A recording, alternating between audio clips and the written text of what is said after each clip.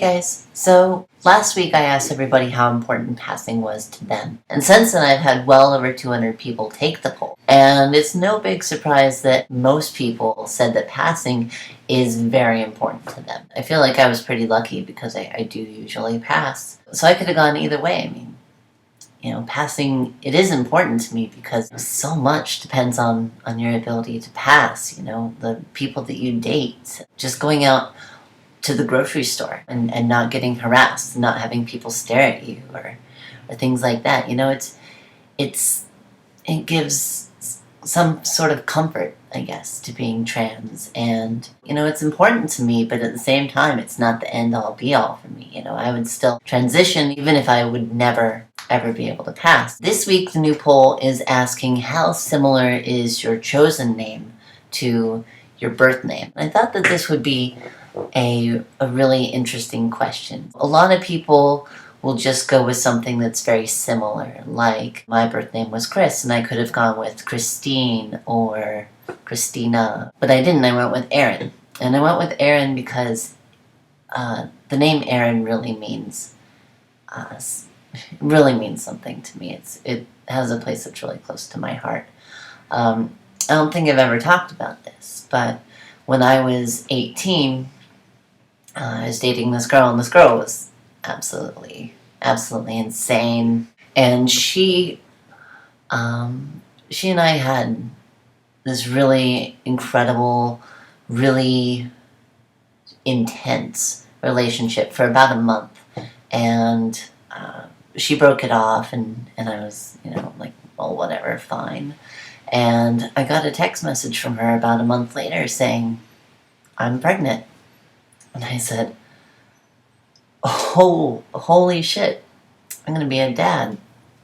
I'm going to be a parent. And I was 18. She'd been on the pill, but apparently had stopped halfway through the time that we were dating and hadn't bothered to tell me. So, it was completely unexpected. It was not what I expected to hear. And, I was a little terrified. But at the same time, I was excited. I thought that it would be really, I would make a really good parent, I think. And after the initial shock wore off, I was really excited. And I told her that I was going to fight for custody of the kid. I, of course, talked about, do we want to try and make this work? Do we want to get together? And both of us really weren't interested in that. And at the time, she was on drugs and was like a high school dropout and didn't have a job, and I was working full time and putting myself through college, so I wanted to be able to give this kid a decent life. And so I told her I was going to fight for custody of the kid, and things got really ugly there. And I got a call from one of her friends one day saying look, she had an abortion the other day, and you should just leave her alone now and just drop it. And,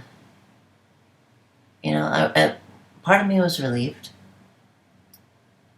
that she had an abortion because, I was 18. I didn't really need a kid at that age, but part of me was really sad, like I was kind of looking forward to it. I was kind of happy.